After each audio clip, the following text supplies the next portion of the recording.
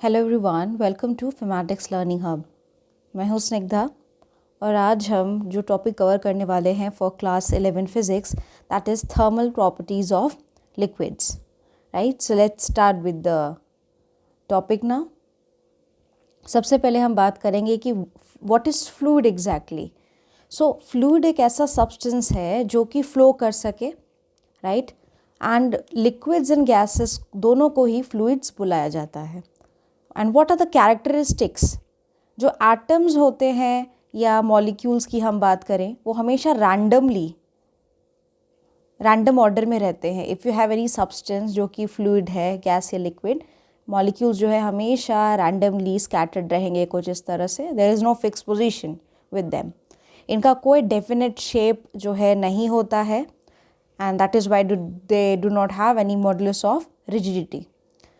Fluid जो है वो एक्सर्ट कर सकता है या इनफैक्ट झेल सकता है, बेयर कर सकता है कोई भी pressure, and that is in a direction which is perpendicular to its surface, right? So if this is the surface, the direction that a fluid can withstand, it will always be in the perpendicular direction. So we can say that a fluid actually has bulk modulus of rigidity only. अब ये thrust क्या है? तो liquid जो है वो exert करता है फोर्स किसी भी सरफेस पर जो उसके कांटेक्ट में हो, right. If suppose this is a liquid over here, तो अगर इसके ऊपर कोई भी सब्सटेंस वगैरह रखा हुआ हो तो हमेशा जो है लिक्विड एक्सर्ट करेगा इसके ऊपर एक force, okay. And obviously this will always be perpendicular to this surface of contact. You can see, अगर ये यहाँ पे, this is the surface of contact, you can see, right, this is the surface of contact यहाँ बन रहा है अगर, तो हमेशा परपेंडिकुलर डायरेक्शन में, that is in this direction they will be the force acting. And क्योंकि थ्रस्ट एक तरीके का फोर्स ही है, so that is why its SI unit is newton. What is this pascal's law basically here? ये law हमें बताता है कि किस तरह से प्रेशर जो है वो ट्रांसमिट हो सकता है किसी भी फ्लूइड में, लिक्विड या गैस में, एंड इसे हम अलग अलग तरीके से जो है बता सकते हैं। What can be the ways, right? All the ways are all equivalent. Pressure जो कि एक्सर्ट होगा किसी एक पर्टिकुलर पॉइंट पे, किसी भी एक एनक्लोज लिक्विड पे, एनक्लोज लिक्विड मतलब एक लिक्विड जो है किसी भी एक लाइक एनक्लोज चीज़ के अंदर है, बंद चीज़ के अंदर है, एंड उस बंद चीज़ के अंदर किसी भी अगर आप पर्टिकुलर पॉइंट पे जो अगर आप प्रेशर देखोगे तो वो ट्रांसमिट होता है equally in all the directions, right. And the second way is, ये जो प्रेशर जो है इस फ्लूइड में जो कि रेस्ट पे है, वो हमेशा सेम होगा at all the points if we ignore the gravity. So these are the two ways. इसका एक एप्लीकेशन जो हमें देखने को मिलता है पास्कल लॉ का, दैट इज़ बेसिकली और हाइड्रोलिक लिफ्ट। इसका काफ़ी ज़्यादा इस्तेमाल भी है। हाइड्रोलिक लिफ्ट एक तरीके का एप्लीकेशन ही है, एंड इसे इस्तेमाल किया जाता है to lift the heavy objects, and हम कह सकते हैं ये हाइड्रोलिक लिफ्ट एक्चुअली एक फोर्स मल्टीप्लायर है। इस डायग्राम में आप देख सकते हो कि यहाँ पे दो सिलेंडर्स हैं। This is basically representation of a hydraulic lift, and you can see that there are two cylinders C1 and C2 over here, and they are connected with this pipe. This is the pipe here, and the cylinders are actually fitted with watertight frictionless pistons, okay, over here. Pistons हैं, लगे हुए हैं यहाँ पे of different cross sectional areas. एक का area हमने यहाँ पे स्मॉल ए लिया है, एक का हमने कैपिटल ए लिया है। Obviously this is small A is actually less than your capital A. Capital A का मतलब जो क्रॉस सेक्शन एरिया है वो ज़्यादा है। यहाँ पे ध्यान देने वाली बात ये है कि ये दोनों क्रॉस सेक्शनल एरियाज डिफरेंट है। तो जो सिलेंडर्स हैं and the pipe, they contain the liquid over here, that you can सी, यहाँ पे मैंने रिप्रेजेंट किया हुआ है with dotted points in blue. मान लेते हैं कि एक स्मॉल f, मान लीजिए एक फोर्स है जो कि अप्लाई किया जा रहा है कुछ इस डायरेक्शन में। You can see this by f is being applied on the smaller piston having cross sectional area small है। तो इस केस में अगर हम बात करें कि प्रेशर क्या होगा, that will be exerted by the liquid. So कितना होना चाहिए प्रेशर? ऑब्वियसली प्रेशर कुछ इस तरह से होगा, फोर्स पर यूनिट एरिया, क्योंकि फोर्स F लग रहा है स्मॉल एरिया पे, तो अगर हम पास्कल्स लॉ की बात करें, अकॉर्डिंग टू दिस लॉ, जो प्रेशर P है ये जो है वो ऑल्सो जो है ट्रांसमिट हो जाएगा to this larger piston having cross sectional area capital A. Same pressure जो है according to the pascal law will be transmitted to the larger piston having cross sectional area capital A. तो अगर हमें force निकालना हो on the larger piston, वो किस तरह से होगा, capital F. If I have to find, pressure P ही लग रहा है और cross sectional area is your capital A, and हम जो है प्रेशर की वैल्यू जो हमने ऑलरेडी पहले निकाली थी, कुछ इस इक्वेशन में रख के अगर हम निकालें तो what will it be, F/A into capital A, right? And how can I write it as? I can write this as this force is equal to capital A. इसको थोड़ा सा रीअरेंज कर लिया हमने, right? तो अगर आप यहाँ पे देखो जो कैपिटल A है ऑब्वियसली वो क्या है, ग्रेटर दैन स्मॉल है. तो according to this equation capital F will be greater than small f. So hence by making the ratio capital A by A, this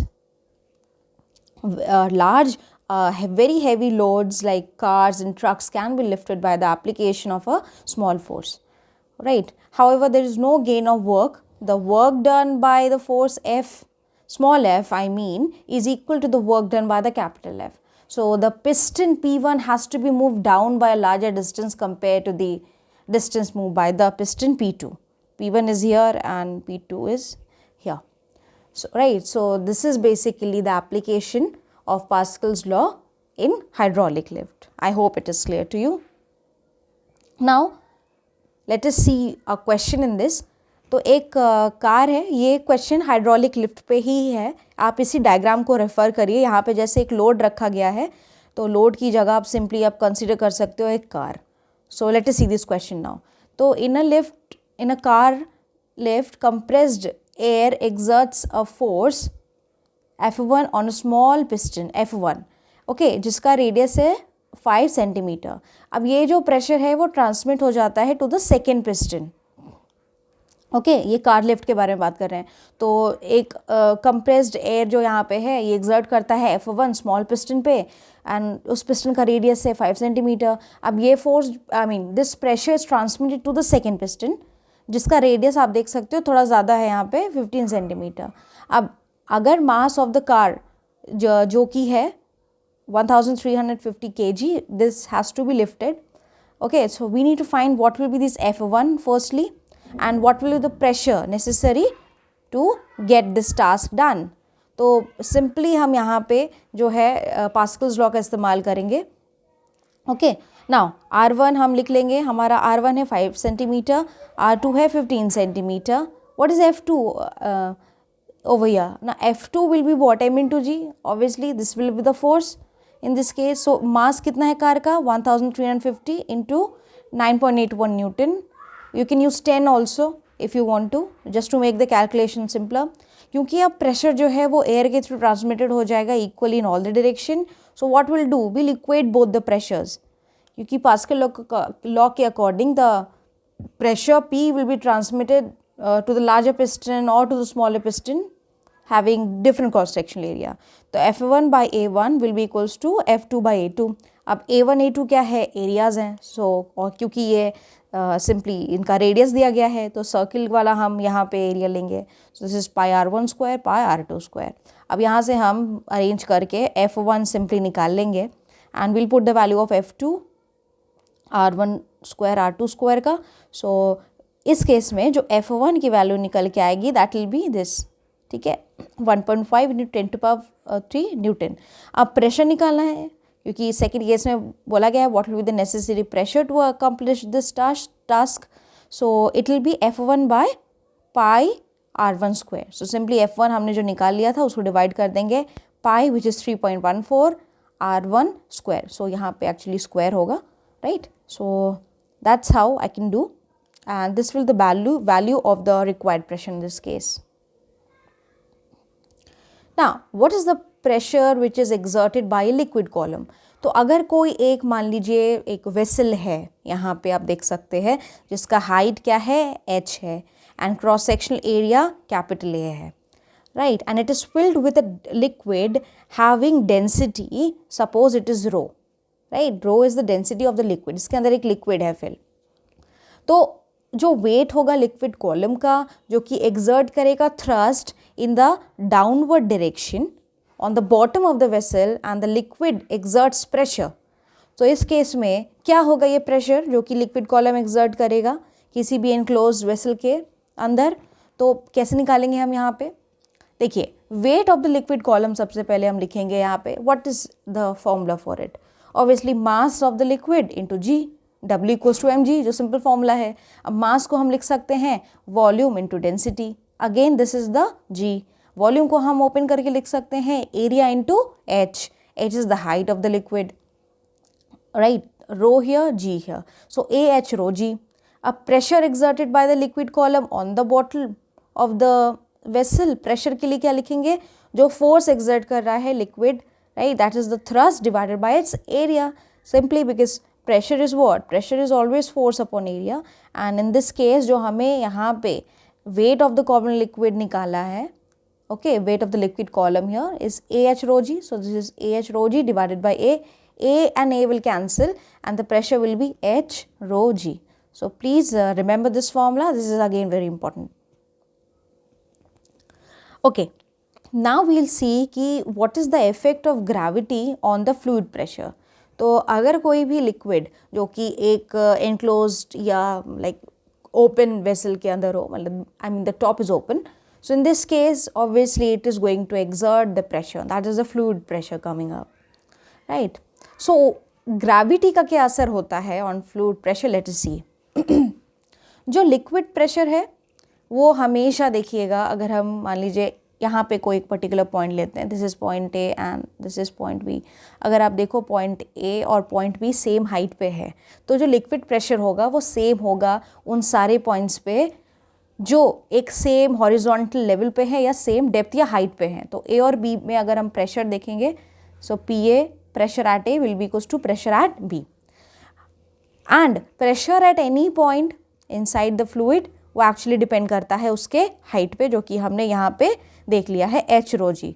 तो अगर आपको हाइट पता है, डेंसिटी ऑफ द लिक्विड पता है and G is given, so और you already know this is acceleration due to gravity, so आप pressure by this formula you can get it, okay. तो इस तरह से आप निकाल सकते हो। Now last point what we have here, जो एक्चुअल प्रेशर पी होता है किसी भी डेप्थ पे, मान लीजिए हाइट एच पे, right, below the surface, obviously ये जैसे सर्फेस है, अब सर्फेस के हम थोड़ा नीचे जा रहे हैं, मान लीजिए हाइट एच पे, तो below the liquid surface which is open, now this, जैसे कि एक सी है, सी का क्या है, टॉप ओपन है, लेक है, पॉन्ड है, the liquid surface is open to the atmosphere, right. So in this case जो एक्चुअल प्रेशर होता है अंदर किसी हाइट एच पे या डेप्थ एच पे, वो हमेशा ज़्यादा होता है दैन द एटमॉस्फेरिक प्रेशर जो कि सर्फेस पे है। और कितना ज़्यादा होता है आप देख सकते हैं, डिफरेंसेस पी माइनस पी ए, ये है हाइट एच पे, नीचे डेप्थ एच पे है, एंड ये सर्फेस का प्रेशर है, राइट। तो अगर हम मान लीजिए कोई भी ये वाली, अगर हम यहाँ तक हाइट एच तक ये कंसीडर कर रहे हैं, तो इस पॉइंट पर्टिकुलर पॉइंट पे अगर हम निकालेंगे pressure is P in this point, at this point over here, and top पे okay, top पे is PA atmospheric pressure। तो ये जो डिफरेंस आता है इन दोनों प्रेशर पॉइंट्स का, that is H rho g, and this is actually called the gauge pressure at that point, this is actually the excess pressure, right।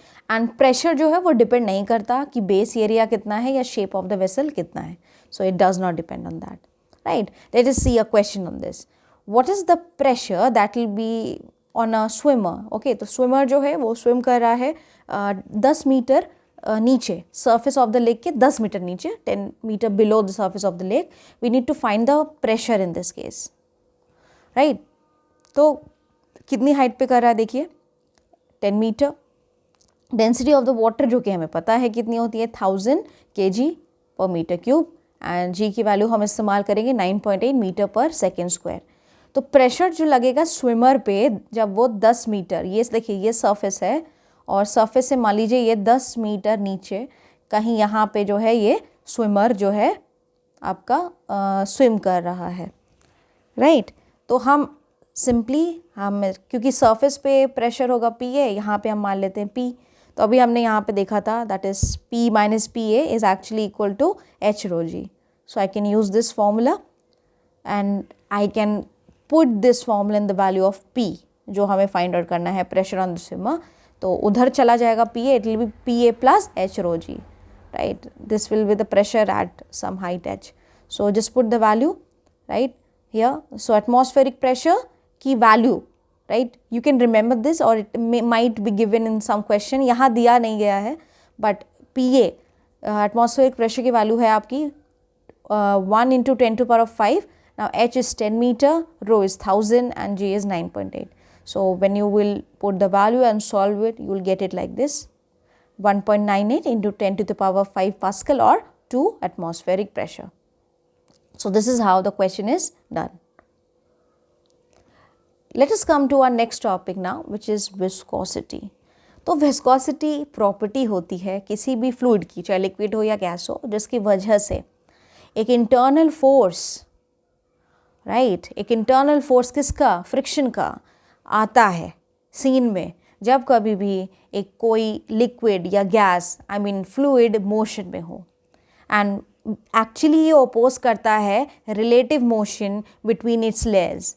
ये जो है ना लिक्विड के अगर लेयर्स हैं कई सारे, obviously it is made up of layers, right. So ये रिलेटिव मोशन, ये suppose this is layer 1, this is layer 2, layer 3, तो 1 और 2 के बीच में या 2 और 3 के बीच में जो है एक रिलेटिव मोशन होने की वजह से एक फ्लूइड फ्रिक्शन पैदा होता है, एंड ये एक बैकवर्ड ड्रैगिंग फोर्स है, पीछे की तरफ खींचता है, which is called a viscous drag और a viscous force. For example, जब आप स्विम करते हो in a pool of water, आप एक्सपीरियंस करते हो कि सामने से जैसे हमें कोई चीज़ रोक रही है. बेसिकली वो वाटर ही होता है जो कि कुछ रेजिस्टेंस लगाता है आपके मोशन पे, आपकी बॉडी पे, right. And what is this exactly? This is due to the viscous forces of the water. Then अगर आप देखो जो क्लाउड पार्टिकल्स होते हैं वो जब कभी भी गिरते हैं they fall down very slowly. Why is it so? Because obviously air resistance लग रहा है कहीं ना कहीं, which is actually the viscosity of air. Air is a fluid, right. So you can see there are some of the cloud particles being like they'll be floating in the sky because they are not coming down directly, they will be floating in the sky क्योंकि वहाँ पे viscosity या resistance लग रहा है air का, right. So with these examples you can now understand what is viscosity. Viscosity आता है तो एक coefficient of viscosity भी आता है, right. So let us discuss that over here. Okay, so we'll see this is basically eta and how it came. तो क्या है कोफिशिएंट ऑफ विस्कोसिटी? तो हमने बोला था कि लाइक वाटर के लेयर्स के बीच में लगने वाला. तो मान लेते हैं कि एक लिक्विड है जो कि फ्लो कर रहा है steadily, right, and it is flowing in the form of parallel sheets या पैरेलल लेयर्स. यहाँ पे मैंने 2 पैरेलल लेयर बनाए हैं, आप देख सकते हैं, एक ये है और एक ये है. ओके, एंड राइट, सपोज ये एक फिक्स्ड हॉरिजॉन्टल सर्फेस है and the liquid is flowing steadily in the form of parallel layers. Okay, the surface is fixed, it is not moving at all.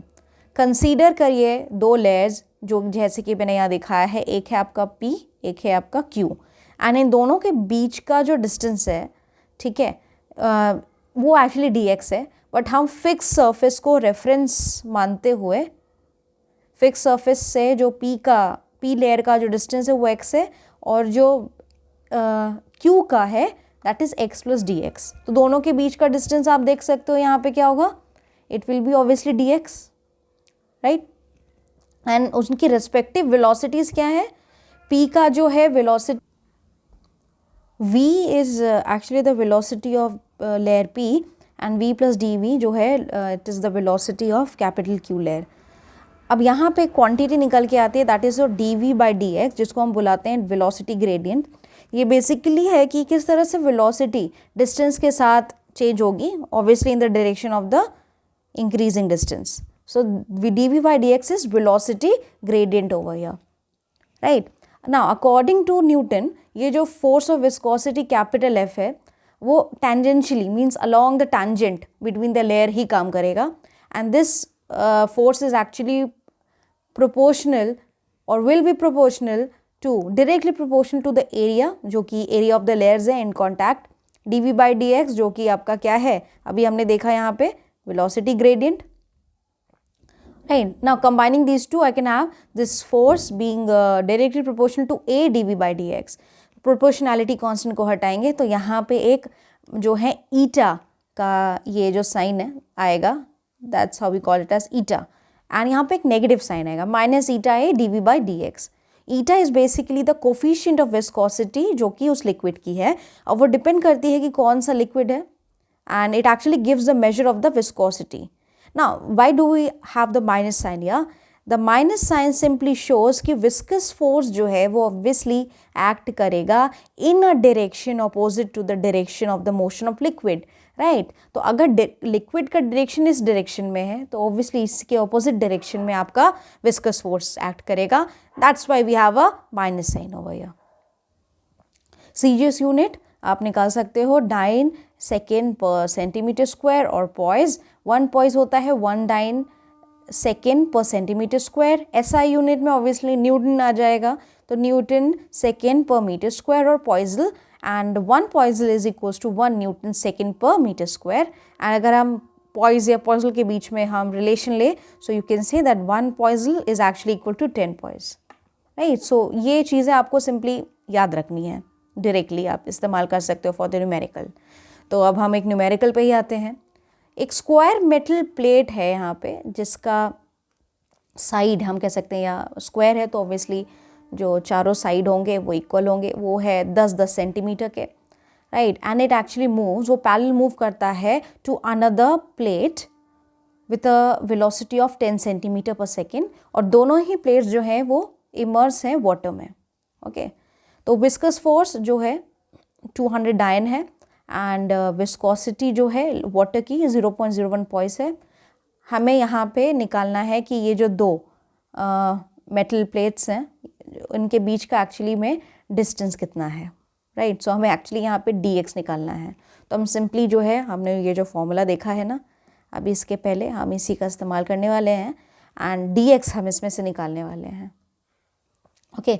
Now जो भी values given है हमने लिख लिया है, एरिया को हमने कन्वर्ट कर लिया है सेंटीमीटर स्क्वायर में, ओके. जहाँ पे इजी हो हमें, क्योंकि सीजीएस में यहाँ पे यूनिट्स दिए गए हैं तो हम उसी में डायरेक्टली सॉल्व कर सकते हैं अनलेस कि न्यूमेरिकल में बोला गया हो, राइट. ईटा की वैल्यू ये है, force is given, d v, right. This is basically यहाँ पे बताया गया है कि डीवी क्या है, दोनों के बीच का ये जो वेलोसिटी है that is 10 centimetre per second. तो हम इस्तेमाल करेंगे ये फॉर्मूला, इसमें से हम dx की वैल्यू निकालने वाले हैं. Put the value of eta. Now this is your area, this is your dv, and this is your f. So this is the value of dx 0.05 centimetre. तो डायरेक्टली फॉर्मूले का इस्तेमाल करके हम यहाँ पे डिस्टेंस निकाल सकते हैं उन दोनों मेटल प्लेट के बीच का. Now poiseuille's formula, what is it exactly? जो वॉल्यूम होता है किसी भी लिक्विड का, जब कभी भी वो फ्लो कर रहा है, right, whenever a liquid is flowing, अगर हमें उसका वॉल्यूम निकालना है पर सेकेंड, प्रति सेकेंड में, जो कि एक मान लीजिए एक हॉरिजॉन्टल कैपिलरी ट्यूब, राइट, ये एक कोई कैपिलरी ट्यूब है, इसके अंदर हमें volume of liquid which is flowing through this हमें निकालना है. और उस कैपिलरी ट्यूब का लेंथ है L, रेडियस है R, right. And pressure difference भी ऑब्वियसली होगा under the pressure difference P which has been applied across its ends, suppose like ends के across जो pressure difference है मान लीजिए वो P है, ठीक है. देखिए P is the pressure difference, length L है, okay. So that will be given as rate of flow. basically हम बताएंगे volume को हम divide करेंगे by time, and you can directly use this formula. Pi P is the pressure, R is the radius to the power 4 divided by 8, eta is the coefficient of viscosity divided by obviously with L is the length of the tube, right. So that's how we can find the rate of flow, the volume of a liquid flowing out per second. इस pipe से, इस capillary tube से कितना volume पर second निकल रहा है हम कुछ इस तरह से निकाल सकते हैं इस फॉर्मूले से, ओके. अब हम इस्तेमाल करते हैं एक न्यूमेरिकल में. So there is a liquid जो कि फ्लो कर रहा है एक पाइप से. पाइप का जो है देखिए रेडियस दिया गया है 1.0 मिलीमीटर एंड 10 सेंटीमीटर उसकी लेंथ है पाइप का. तो कुछ इस तरह से ऑब्वियसली है, radius is given, length is given in this question, and pressure जो है that is 10 to the power 4 dyne per centimeter square. We need to calculate what is the rate of flow, right? Q, हमें निकालना है, volume को divide कर देंगे time से, and speed भी निकालना है लिक्विड का जो कि पाइप से निकलते वक्त होगा उस लिक्विड का, and coefficient of viscosity is given over here, right. R is this 1 millimetre, convert करेंगे सेंटीमीटर में 0.1 centimetre, length is 10 centimetre, right. This is the pressure across the ends, that is 10 to the power 4 pressure जो इस liquid का है, okay. Now ईटा, ये सेंटीपॉइज में है तो आप सिंपली इसको पॉइज में कन्वर्ट कर सकते हैं, राइट।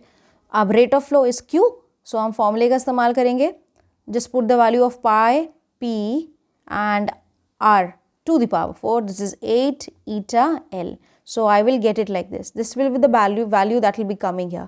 अब हमें यहाँ पे स्पीड निकालना है, तो स्पीड कैसे निकालेंगे, जो रेट ऑफ फ्लो आपका आया था उसको आप एरिया से डिवाइड कर दीजिए, तो आपका स्पीड ऑफ द लिक्विड आ जाएगा। एंड ऑन सॉल्विंग ऑब्वियसली क्योंकि यहाँ पे क्रॉस सेक्शनल एरिया देखिए सर्कल में है, तो हम पाई आर स्क्वायर इस्तेमाल करेंगे, so I will have it as 100 centimetre per second और 1 मीटर पर सेकेंड, ये है स्पीड ऑफ द लिक्विड का, that will be like when it is coming out of the tube, right. I hope this is clear. Let us come to the next law now which is your Stokes law. तो इस law के according जो backward हमने बात की ना viscous force की या बैकवर्ड ड्रैग की, तो जो बैकवर्ड विस्कस फोर्स है जो कि एक्ट करता है या लगता है किसी भी मान लीजिए एक स्मॉल स्फेरिकल बॉडी पे, ठीक है, कोई यहाँ पे आप देख सकते हैं ये एक लिक्विड है, लिक्विड में एक स्फेरिकल बॉडी यहाँ रखी गई है, राइट, एंड स्फेरिकल बॉडी का है रेडियस r, तो इसमें लगने वाला backward viscous force will be what, and this is moving, this spherical body is moving with uniform velocity v, right, through this liquid जिसका viscosity है eta, so the viscous force will be given as 6 pi eta rv over here। I hope this is clear now, Stokes law, and इससे हम यही backward viscous force निकालते हैं, and इसका directly इस्तेमाल होता है numericals में। Let us talk about what is terminal velocity now। देखिए ये मैक्सिमम कांस्टेंट मतलब जो बदले ना, जो सेम रहे, तो ये मैक्सिमम कांस्टेंट वेलोसिटी होती है जो कि एक बॉडी एक्वायर करती है जब कभी भी वो मान लीजिए किसी भी विस्कस लिक्विड या फ्लूइड या मीडियम के थ्रू फ्लो कर रही है, मींस फॉल कर रहा है, जैसे यही बॉडी जो है वो नीचे फॉल कर रही है, तो अब ये जाके मैक्सिमम एक कांस्टेंट वेलोसिटी एक्वायर करेगी एक पॉइंट पे, उसी को जो है उस वेलोसिटी को बोला जाएगा टर्मिनल वेलोसिटी। फॉर्मूला कुछ इस तरह से है, this is basically your terminal velocity, right, and this is given as 2/9 r square।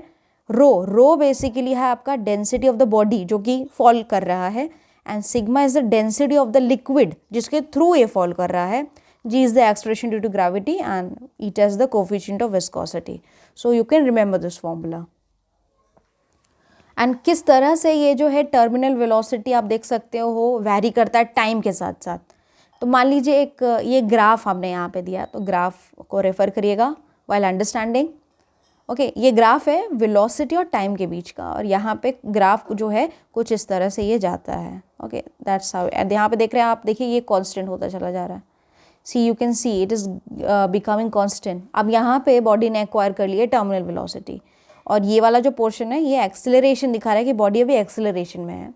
Okay, जैसे ही वो टर्मिनल वेलोसिटी एक्वायर करता है एक्सेलरेशन क्या हो जाएगा, zero, because there is no change in velocity. तो यहाँ पे किया गया है, एक स्मॉल स्फेरिकल बॉडी है जो कि जिसको ड्रॉप किया गया है from rest into a viscous medium. मान लीजिए इनिशियली बॉडी जो है ऑब्वियसली एक्सेलरेट करेगी, एंड कुछ समय बाद वो टर्मिनल वेलोसिटी एक्वायर करेगी, that you can see in the graph also. Now terminal velocity is directly proportional to the square of the radius of the body. जितना ज़्यादा रेडियस होगा बॉडी का उतना ज़्यादा terminal velocity. That is why आप देखते हैं जो बिगर रेन ड्रॉप्स हैं वो फॉल होते हैं या गिरते हैं लार्जर वेलोसिटी के साथ compare to the smaller ones, right. And terminal velocity जो वो इंडिपेंडेंट है उस हाइट के जिससे उसको थ्रो लाइक फॉल करवाया गया है, from which it has been dropped. तो ये पॉइंट्स आपको याद रखने हैं। टर्मिनल वेलोसिटी इन्वर्सली प्रोपोर्शनल है to the coefficient of viscosity of the liquid, that is VT मान लीजिए आपका है terminal velocity, it will be inversely proportional to 1/eta, that you can see over here. So I hope this point is clear to you. Let us take a question here. एक rain drop है जिसका radius है 0.3 millimetre. Okay, बड़ा छोटा सा एक rain drop है जो कि फॉल कर रहा है थ्रू द एयर एंड इसकी टर्मिनल वेलोसिटी दी गई है v is 1 metre per second. Viscosity air की है 18 इंटू 10⁻⁻5 पॉइज। आपको निकालना है कि maximum, I mean not maximum, sorry, viscous force क्या होगा इस रेन ड्रॉप में। ऑब्वियसली क्योंकि ये एयर के थ्रू गिर रहा है तो यहाँ पे जो है एयर भी ऑब्वियसली ऊपर की तरफ जो है उसको थोड़ा सा viscous force, like opposite direction में विस्कस फोर्स प्रोवाइड करेगा। तो चलिए निकालते हैं ये विस्कस फोर्स। तो रेडियस पता है हमें, वेलोसिटी भी पता है and eta coefficient of viscosity भी पता है। So from the Stokes law we'll use the formula F equals to 6 pi eta rho v, I mean RV 6, this is the value of pi, eta is this, right, coefficient of viscosity, radius is this, हमने convert कर लिया था इसे यहाँ पे centimetre में, okay, right, and this is 100 dyne, so हमें जो force मिला है that is in your dyne CGS unit में मिला है 1.018 into 10 to the power minus 2 dyne. So this is the value of the viscous force on the raindrop. Now let us come to the next thing over here that we need to discuss, and that is streamline flow. तो whenever a liquid is flowing such that जो हर एक particle है इस liquid का passing from a given point, अब given point A ले लीजिए या B ले लीजिए या C ले लीजिए, किसी भी गिवन पॉइंट से अगर उस पर्टिकुलर पॉइंट पे आपको देखना है at like each particle of the liquid passing through a given point, it will always move along the same path, right, and it will have the same velocity जो कि उसके पहले वाले पार्टिकल का होगा। मान लीजिए अब हम यहाँ पे ए वाले का लेते हैं, तो इस पॉइंट ए से जितने भी पार्टिकल्स पास करेंगे इस गिवन पॉइंट पे वेलोसिटी सेम होगी जब पार्टिकल इस पॉइंट पे होगा, ठीक है। अब जब यही ए वाला पार्टिकल बी पे आ जाएगा तो बी से जितने वाले पास होने वाले होंगे उन सब की जो वेलोसिटी होगी वो आपका वी बी होगा, और अगर हम सी पे आते हैं तो वी सी होगा, okay. And whenever you have a situation like this kind of a flow is called a streamline flow or a steady flow, right? तो जो particle velocity है at a particular point will always remain constant with time, but velocities at different points, अलग अलग points पे जो velocities हैं वो same हो भी सकती है, नहीं भी हो सकती है, you need to remember this. streamline flow तभी possible है अगर जो liquid की velocity है वो जो है does not exceed the critical velocity, ये limiting value है। streamline flow तभी possible होगा जब liquid की velocity exceed ना करे critical velocity को, then only it is possible. दूसरे टाइप का जो फ्लो होता है that is the turbulent flow. तो whenever a liquid velocity it actually exceeds a certain value, जो हमने लिमिटिंग वैल्यू की बात की थी, अगर लिक्विड की वेलोसिटी क्रिटिकल वेलोसिटी को एक्सीड कर जाएगी, राइट, तो जो लिक्विड का फ्लो होगा अब वो रैंडम डायरेक्शन में या जिगजैग डायरेक्शन में होगा, राइट। तो जो पाथ है और जो वेलोसिटी है उस लिक्विड की या उस पर्टिकुलर लिक्विड पार्टिकल की आप ले लीजिए, वो हमेशा बदलती रहेगी haphazardly, and this kind of flow we call as turbulent flow. तो कुछ इस तरह से आप देख सकते हैं, ये स्ट्रीम लाइन्स हैं, हमने यहाँ पे रिप्रेजेंटेशन किया है for a turbulent flow, it is changing. Now let us talk about this critical velocity जो हम यहाँ पे लेके चल रहे थे कि क्रिटिकल वेलोसिटी एक लिमिटिंग वैल्यू थी। तो ये वो लिमिटिंग वैल्यू है वेलोसिटी ऑफ द लिक्विड की जो कि फ्लो कर रहा है जब तक कि लाइक अप टू विच जो फ्लो रहेगा, मीन्स क्रिटिकल वेलोसिटी एक लिमिटिंग वैल्यू होगी किसी भी लिक्विड की वेलोसिटी का, जहाँ तक या अप टू विच जो फ्लो होगा वो स्ट्रीमलाइन होगा, और जैसे ही वेलोसिटी क्रिटिकल वेलोसिटी को क्रॉस कर जाएगी लिक्विड का फ्लो जो है टर्बुलेंट हो जाएगा। And this is how it is given, we see is the critical velocity, it is given as by this formula over here, you can say, right. So you simply need to remember the value. Now this is a dimensional, it's constant. This is your what, this is actually your coefficient of viscosity of the liquid, rho is the density of the liquid and capital D is the diameter जिस tube के through ये flow कर रहा है। So I'll just again write this formula to make this clear to you. right? So you need to remember this formula for the critical velocity over here. Now let us come to the next topic, which is your Bernoulli's principle, very important. एक Swiss physicist थे जिनका नाम था Daniel Bernoulli. उन्होंने एक expression derive किया था जहाँ पे उन्होंने रिलेट किया था प्रेशर को to the fluid speed and to the height. So relating the pressure of the fluid to its velocity and the height. इन तीनों के बीच में एक कनेक्शन डेवलप किया था, रिलेशन. और ये बर्नौलीज प्रिंसिपल बेस्ड है on the law of conservation of energy and ये जो है आइडल फ्लूइड्स के केसेस में अप्लाई होता है. क्या है? Let us see. The statement is, this principle is asked in exam, so you need to remember the statement properly. जो सम होगा प्रेशर एनर्जी का, काइनेटिक एनर्जी का और पोटेंशियल एनर्जी का पर यूनिट वॉल्यूम, एक इनकम्प्रेसिबल नॉन विस्कस फ्लूइड का जो कि स्ट्रीमलाइन एंड इरिटेशनल फ्लो में है, वो हमेशा कांस्टेंट होगा. मीन्स इन तीनों चीज़ों का sum, pressure energy, kinetic energy and potential energy per unit volume. For a liquid which is non viscous having a streamline flow and irrotational flow, right, it will always remain constant along a streamline. So this is the pressure. आप देख सकते हैं half rho we square जो है, this is basically the dynamic pressure, right. क्योंकि ये pressure जो है ना due to the velocity v of the liquid है, वेलोसिटी बदलती रहेगी. सो ये वाला जो प्रेशर है dynamic pressure will keep on changing. That is why the name is dynamic. Rho G H या H rho G, this value is actually the static pressure, right. क्योंकि ये प्रेशर है लिक्विड का या फ्लूइड का जब वो रेस्ट पे है. So this sum will always remain constant. Okay, so that is your Bernoulli's principle. अब हम इसको अप्लाई करते हैं किसी एक क्वेश्चन में, that you can see here. Water जो है वो फ्लो कर रहा है एक हॉरिजॉन्टल पाइप के थ्रू. आप देख सकते हैं कुछ इस तरह से वाटर फ्लो करेगा, मान लीजिए, जिसका internal diameter is 2 centimetre. Okay, and internal diameter दिया हुआ है, अंदर का डायमीटर है ये, and it is moving at a speed of 1 meter per, sorry, this has to be second, not per second square, 1 meter per second. तो हमें बताना है कि क्या होगा डायमीटर उस नोजल का, ओके, अगर पानी जो है वो इमर्ज कर रहा है from the other side through the nozzle at the speed of 4 metre per second. ठीक है, तो कुछ इस तरह से सीन है यहाँ पे.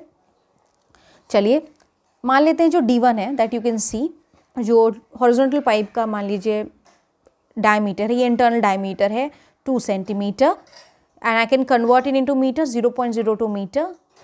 वेलोसिटी इधर ही है, इस साइड का जो वेलोसिटी है v1 is your 1 metre second, 1 metre per second. d2 हमें निकालना है जो कि नोजल का होगा, दिस वन, एंड v2 जो निकलने वाली स्पीड है, इमर्जिंग वाटर की स्पीड है, that is 4 metre per second. तो यहाँ पे हम इस्तेमाल करेंगे इक्वेशन ऑफ कंटिन्यूटी. देखिए इसमें करना क्या है, सिंपली एरिया और जो वॉल्यूम का जो प्रोडक्ट होगा वो कांस्टेंट होता है throughout for a given horizontal pipe, for a given liquid in this. So A1 V1 will be equals to A2 V2. अब क्योंकि क्रॉस सेक्शनल एरिया सर्किल है तो यहाँ पे हम एरिया का ले लेंगे पाई D1 square by 4 into V1. A2 will be pi D2 square by 4 into V2. अब इसे रीअरेंज करते हुए हम D2 स्क्वायर निकाल सकते हैं and finally I can get D2, that is the second diameter, the diameter of the nozzle in this case, and it will be coming out as 1 centimetre और 0.01 metre. So this is important, ये important है, आपको याद रखना है equation of continuity in such cases. Now capillaries आपने सुना होगा, तो ये कैपिलैरिटी क्या है, let us talk about it. ये एक लैटिन शब्द है. तो कैपिला का मीन्स होता है हेयर. हेयर आप देख सकते हो काफ़ी फाइन होता है, काफ़ी थिन होता है, राइट. तो एक ऐसा ट्यूब जो कि बहुत फाइन है, बहुत ही ज़्यादा थिन है, जस्ट लाइक हेयर, एंड उसे कैपिलरी ट्यूब कहा जाता है. तो जब भी आप देखिएगा, यहाँ पे देखिए हमने एक वेसल लिया है, वेसल में हमने 2 कैपिलरीज डाली है, यहाँ पे एक मोटा है और एक पतला है, आप देख सकते हो. तो जब कभी भी कैपिलरी ट्यूब, एक मान लीजिए ऑब्वियसली कैपिलरी ट्यूब ग्लास का है which is open at both the ends, दोनों जो साइड्स हैं इसके जो दोनों एंड्स हैं वो ओपन है, एंड उसे हमने डिप किया है एक लिक्विड में. ओके, अब यहाँ पे कंडीशन है कि ये वाला जो लिक्विड है it is able to wet the walls of the capillary, जैसे कि वाटर हो गया या अल्कोहल हो गया. तो लिक्विड आप हमेशा देखिएगा वो राइज अप करती है कुछ इस डायरेक्शन में inside this capillary tube. But अगर मरकरी है, मरकरी एक ऐसा है जो कि लिक्विड है, लिक्विड कहेंगे या हम कहेंगे कि एक ऐसा मेटल है जो एक्चुअली रूम टेम्परेचर पे तो लिक्विड स्टेट में रहता है, but it will not wet the walls of the capillary. So इस केस में जो लेवल ऑफ लिक्विड है वो डिप्रेस हो जाता है इन द ट्यूब, ज़्यादा राइज नहीं कर पाता। तो यहाँ पे फॉल भी होता है, राइज भी होता है। इसी फिनोमेना को जो कि राइज एंड फॉल का है किसी भी एक लिक्विड का in a capillary tube, right, in comparison to the surroundings, this is called capillarity. Okay, तो whenever you have a capillary tube जिसका रेडियस, जैसे आप यहाँ देख सकते हैं ये कैपिलरी ट्यूब है, इसका रेडियस कितना है, आर है, स्मॉल आर, और उसे डिप किया गया है एक लिक्विड में जिसकी डेंसिटी रो है एंड सरफेस टेंशन उस केस में सिग्मा है। लिक्विड जो है वो किसी हाइट से राइज या फॉल करेगा या किसी डिस्टेंस से, तो उस डिस्टेंस को हम इस फॉर्मूले से निकाल सकते हैं, 2 sigma cos theta divided by R rho G. अब थीटा क्या है, यहाँ पे डायग्राम में देख सकते हैं, थीटा ये वाला एंगल है, this is basically this angle, the angle of contact, okay, between the liquid and this capillary tube. So all you need to remember is this formula that you can directly use, right? Let us see the application of this only. तो एक liquid है, same इसी situation को आप consider कीजिए जिस पे हम ये क्वेश्चन सॉल्व करने वाले हैं। तो एक लिक्विड है जो कि कितनी हाइट तक, 7 सेंटीमीटर की हाइट तक एक कैपिलरी ट्यूब में राइज करता है, जिसका रेडियस दिया गया है 0.1 मिलीमीटर। लिक्विड की डेंसिटी दी गई है यहाँ पे, okay, 0.8 into 10⁻³ kg/m³। Our angle of contact between the liquid and the surface of the tube, that is theta, is given as 0 degree. तो हमें कैलकुलेट करना है सरफेस टेंशन, सरफेस टेंशन मतलब सिग्मा ऑफ द लिक्विड, और जी की value हमें 10 इस्तेमाल करनी है, 10 मीटर/सेकेंड स्क्वायर। तो क्या क्या वैल्यूज़ हैं, height is given, right, I have converted into metre, then radius of the tube is given, right, rho is given in this case, theta 0 लेना था तो ऑब्वियसली कॉस 0 आपका 1 हो जाएगा जब आप इस्तेमाल करोगे फॉर्मूले में। तो हम यहाँ पे इसी फॉर्मूले को हम सिग्मा के टर्म्स में बना लेंगे, तो कुछ इस तरीके का आपका फॉर्मूला आएगा। तो एच की वैल्यू है ये, this is R, right, over here, sorry this is R actually, right, this is your H, this is R, I have rho over here, then g is 10 divided by 2 cos 0, cos 0 कितना हो जाएगा, 1, तो 2 into 1 is 1, so on solving this you will get this value 2.8 into 10⁻⁻² Newton/meter। तो कुछ इस तरीके का हम इस्तेमाल कर सकते हैं इन सिचुएशन में इस फॉर्मूले को। So thank you so much everyone, I hope you like the video, do share, subscribe to my channel and like the video, right, thank you so much everyone।